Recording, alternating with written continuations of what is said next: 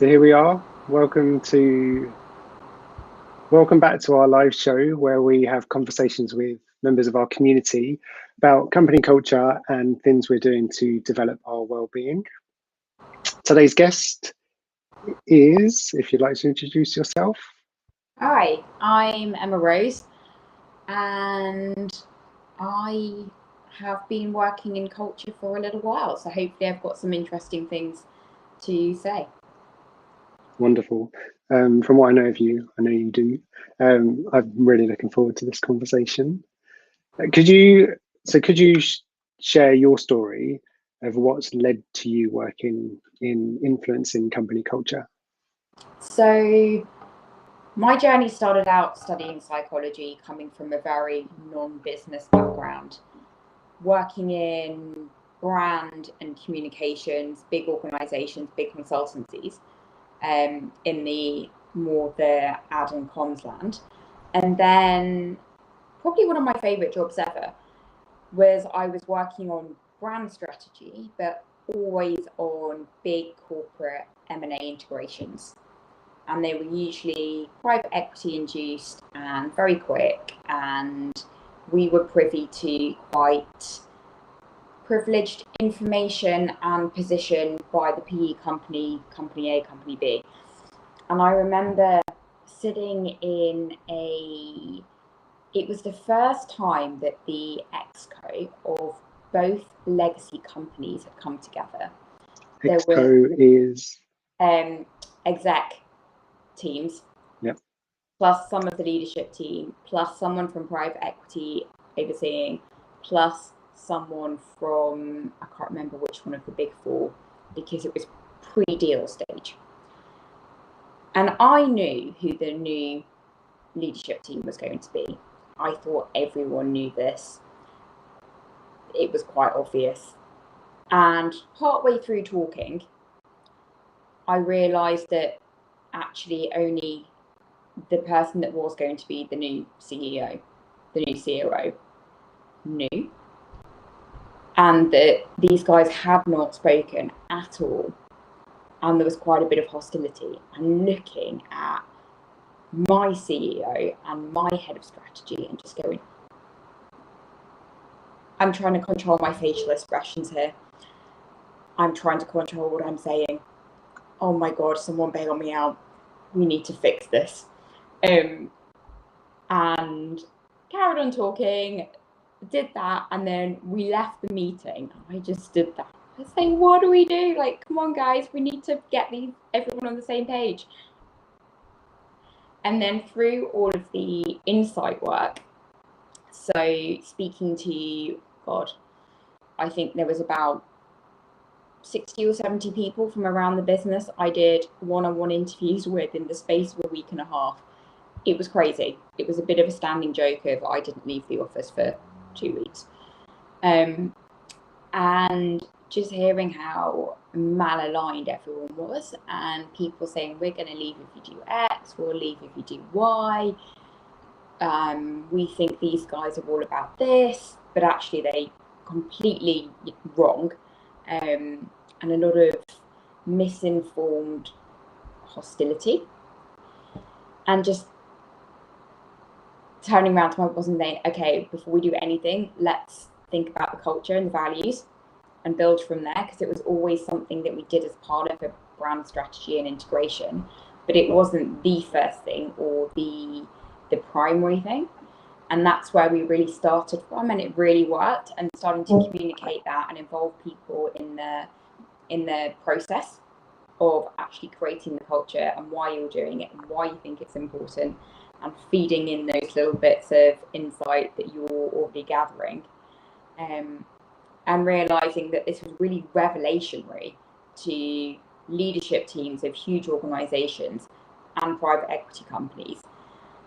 Just led me to go, okay, so I'm just going to do that for everything, because it seems to work far more effectively than just fixing the customer brand or the external brand. And it did. And since then, I've just focused on company culture. Yep, I haven't heard a story into culture like that. Thank you for sharing it. Yeah, you must have seen, you must have had like insights into a lot of deep psychological stuff around motivations and yeah, when people are considering coming together. You meant so you mentioned that led you to focusing on culture since then. So of all culture related things, what are the aspects that you're most interested in?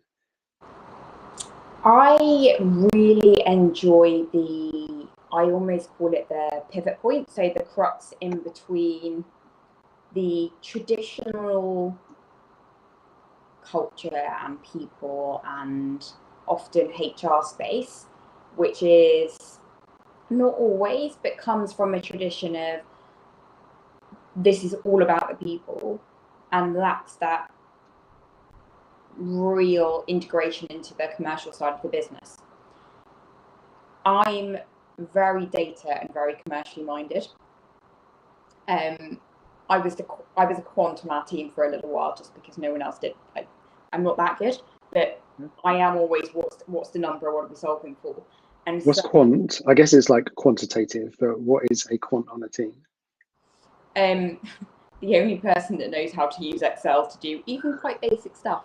Okay. And analyze data from any of our research that we were doing. So coming back to your question, the space in between aligning and helping a leadership team understand why the people side of it is important for delivering what they are trying to achieve, fixing problems, driving growth, customer experience, etc. And equally translating that back down into actually how do we optimize the people experience and what they're doing and thinking and feeling to align them and motivate them to deliver that. So it's that both ways. I feel like my next question should be, but it's not going to be because it should be a whole masterclass on it. But it's like, oh, so how do you do that? So rather than asking the how to reveal your approach, could you share an example of your work in influencing culture, and maybe what you learned from it? I think so. A recent piece of work, super interesting, super timely, big organisation, had gone through a series of mergers, and they've got, from one side, experience of doing integration and change management, but hadn't necessarily brought that forward into the merger. And it was this year, so there was COVID on top of that, and then there was lots of big system integrations, and we were working into the audit function, so you have exposure to everything and anything from board minutes through to employee exit and entry interviews through to any kind of policy and procedure you can possibly think of. And I knew going into this that culture is all prevailing, winds through every way that you think and approach a policy, a procedure, how people behave.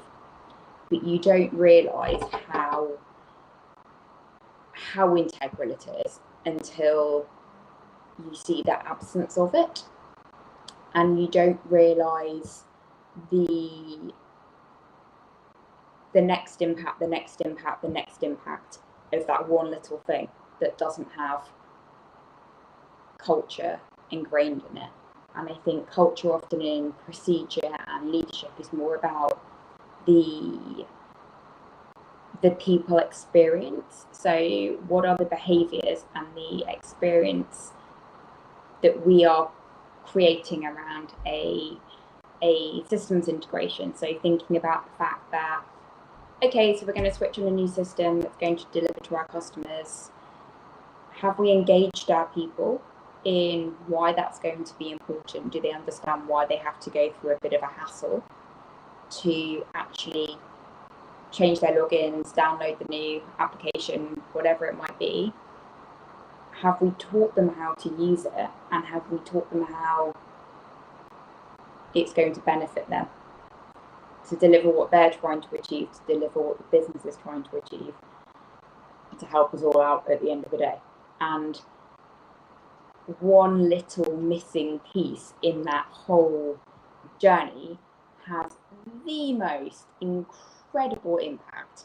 And you know, this year through COVID, when people are working from home and they miss the email that's saying, can you turn on the system, or they don't know how to get their password, and the IT function is already overwhelmed and they're already burnt out because they're doing their own job because someone else is on furlough, and then the person comes back from furlough and the old system's being switched off, they can't get into their laptop, and this whole debacle, and everyone just goes, I don't know what to do, and not being able to do their jobs, and then customers getting really riled because of the impact on them, and then that spawns the whole new feedback loop into customer services. Why isn't that being processed and dealt with effectively? So it's just unpicking a ball of string that's just been shoved in the cupboard for 10 years. I've not heard that. Is it a metaphor or an analogy? I don't know the difference. Okay, but I've not heard that before. Right. Grammar is not my thing. But yeah, it's like, so yeah, the ball of string, but it's like really knotted. Yeah.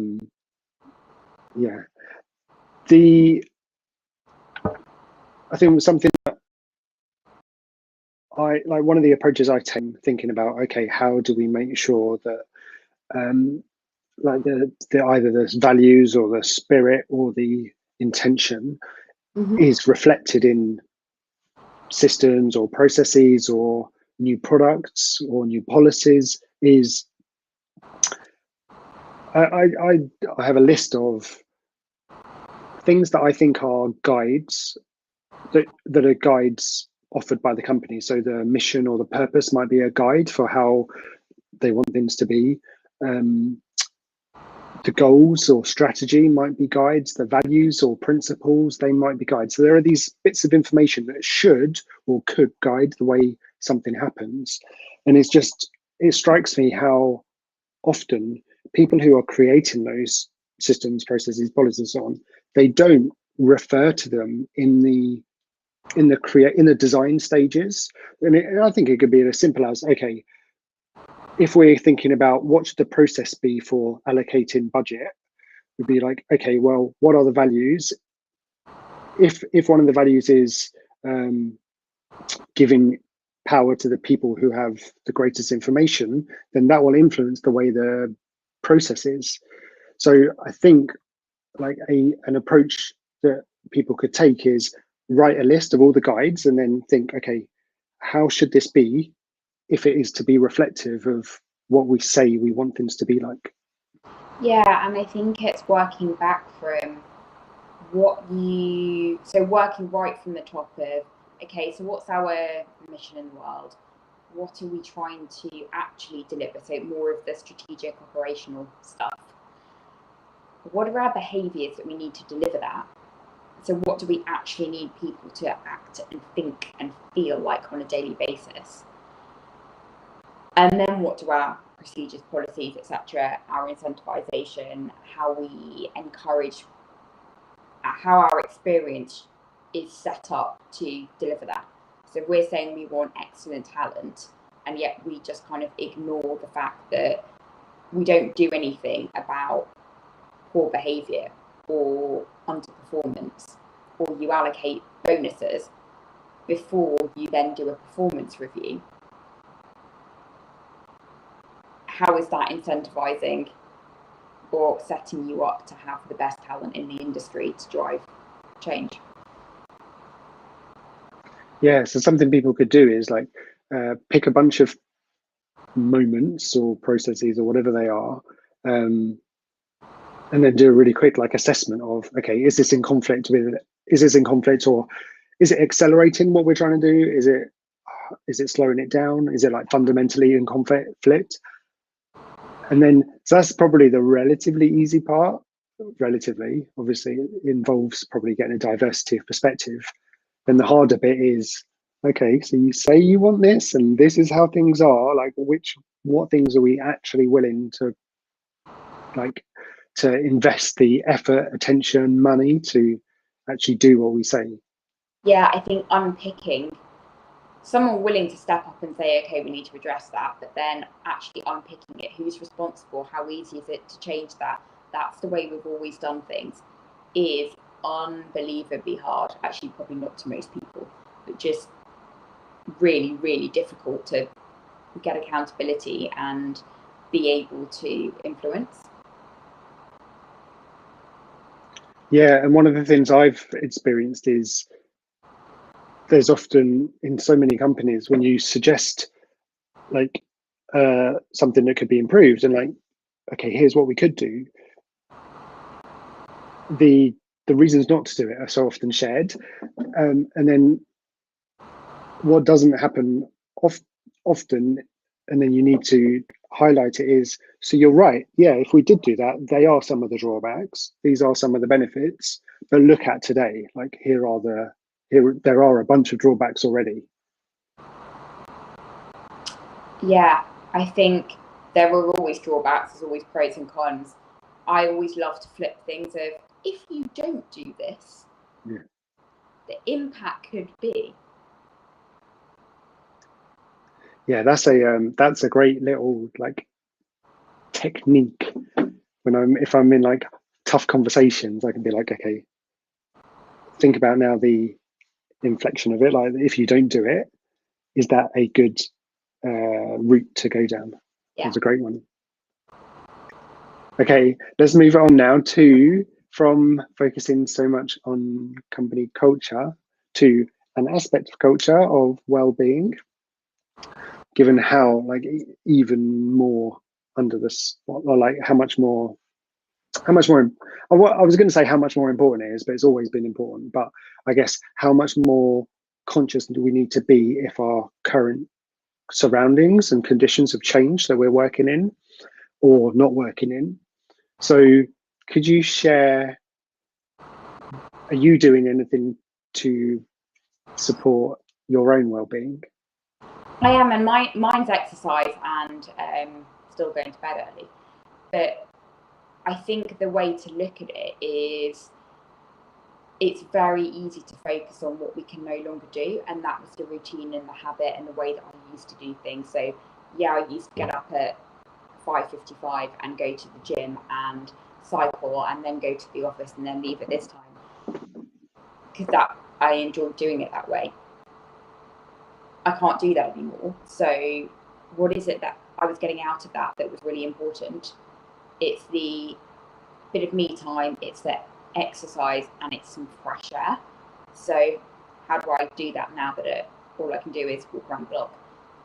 And so just thinking about what it is that you get out of the things rather than what it is that you actually did. So the input or the output that you want, as opposed to the manifestation of. That's such a great approach. And as you were saying it, I was thinking, well, that's exactly what you could do in work. So if you're thinking, okay, here's how something currently is, actually, rather than focusing on what we're doing, what are we trying to achieve? And actually, there could be another way to achieve it.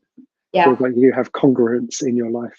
I think someone asked me, I was on a culture webinar a couple of weeks ago, and someone just said, oh, we're having a problem, what do we do about, we always used to bring in a cake and everyone would get together in the kitchen for people's birthdays. And it's great. And everyone's like, yeah, we did that too. Like, really, really miss it. What's the virtual equivalent? We're sending cards, we're sending a cupcake, blah, blah, blah, blah. And they're like, yeah, it just doesn't seem to be going down that well.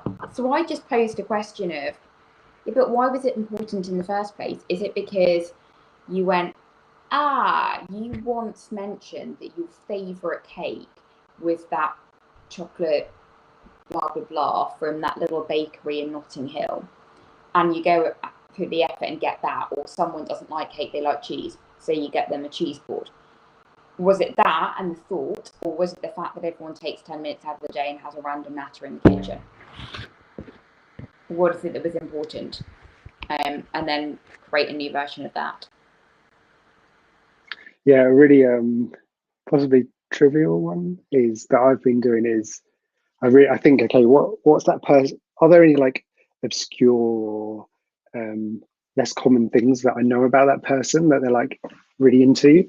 And then maybe starting the meeting with us sharing the screen of a news article about that thing, or yeah, making some sort of reference or having it as my background. It's like a really small one, but Yeah. again, like those little things help with the personal connection. When we first went into lockdown, I was working. We just sold in a big project to a new client, and it was meant to be a 3-day executive team offsite for a rather large financial services organisation. New team to our consultancy, and all of a sudden we had to deliver it virtually. None of us had done big virtual things before. It was a very, very intense, probably 2 months.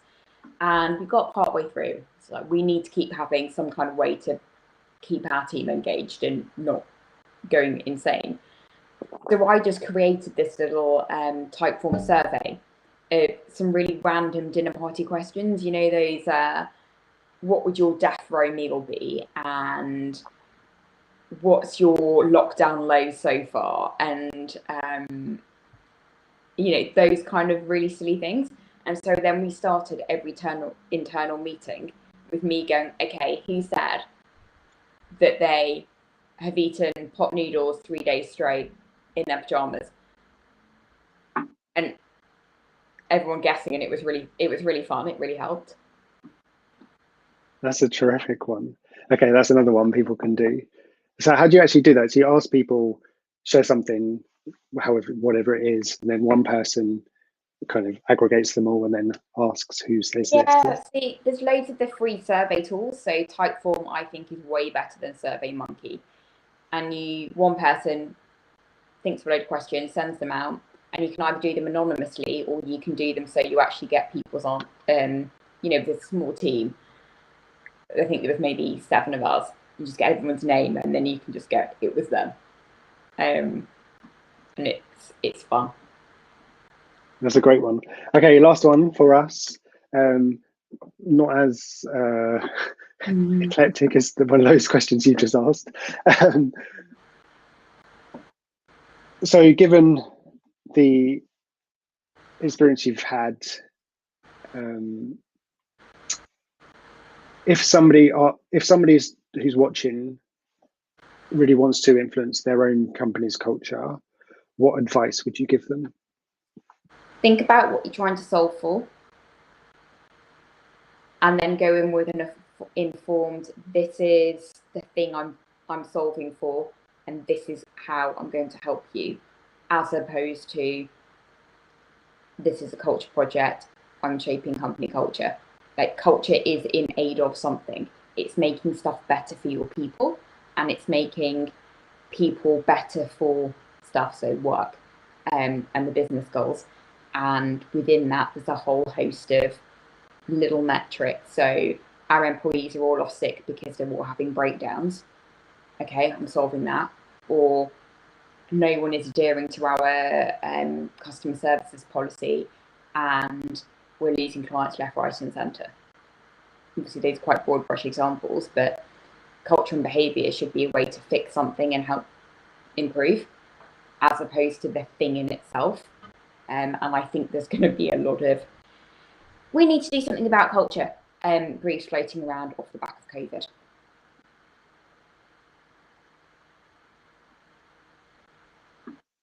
Yeah, curious. Do you think, like, what are your thoughts about if somebody's trying to address something? Mm-hmm. Do you think they should focus more on like a problem that needs to be solved, or it may not necessarily be a problem, but there's like an opportunity that could be worked on? Do you have a view on which should be focused on first? I think it completely depends on the position of the business or that area. So some businesses, it's all about firefighting. And I think if you do the risk assessment, so always prioritize what you could do, because there's always a million.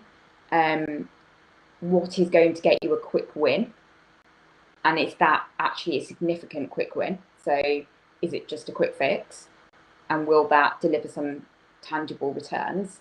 Or would the better returns be from solving a loss? And then start that way. So where do you kind of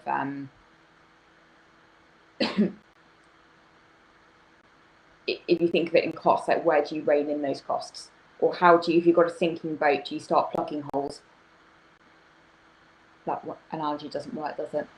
I can say adding more water. There must be another one that's like that. Yeah, I've already I'm learning a lot from doing these shows, and I'm learning like don't go down certain avenues, and I realized that one earlier with a string metaphor, whichever it is. Great. Okay, if people would like to connect with you or like learn more about you, how could they do that? LinkedIn is probably the best place to reach me on. I'm just Emma Rose and then Hurst. Really boring, really dull, but I'm the same on all of my platforms and email addresses. So, yeah, just connect with me on LinkedIn. You have shown through this conversation you are none of those. Thank you so much. I've really appreciated this. We're in the second week of these shows, and I'm trying new things. And this was the one where I've like got into it more in terms of like asking more questions to understand and like go underneath the surface. So I really appreciate that you were so open with sharing so much. Pleasure. Yeah, it was fun. So I look forward to coming and attending some more. Yeah, we're going to do next month. We're going to do some on specific topics, so you can get thinking about what specific topics. And if you're watching and you've got suggestions for which topics you'd like us to go deeper on, let us know. So with that, Emma Rose, thank you so much, and viewers, we'll see you tomorrow. Thank you. Goodbye.